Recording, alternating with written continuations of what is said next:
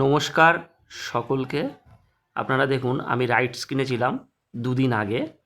দেখুন 10,000 টাকা ইনভেস্টমেন্ট করা আছে। দেখুন 4.5% রিটার্ন দিচ্ছে। এই জায়গাটায় দেখলে বুঝতে পারবেন। এই দেখুন প্রায় 4.5%-এর কাছে প্রফিট দিচ্ছে। আমি এখন প্রফিটটা বুক করছি। আপনারা দেখুন কীভাবে বুক করতে হয়। আমার এই দেখুন, এই যে সেলে হাত দিলাম, দিয়ে সেলে হাত দেওয়ার পরে এখানে 15 কোয়ান্টিটি, আমি 15 কোয়ান্টিটি করে দিলাম, মার্কেটেই মেরে দিলাম। দেখুন সেল হয়ে গেছে। এই যে অর্ডার দেখুন, এই যে সেল হয়েছে, আপনারা দেখতে পারবেন এই জায়গাটায় সেল হয়ে গিয়েছে।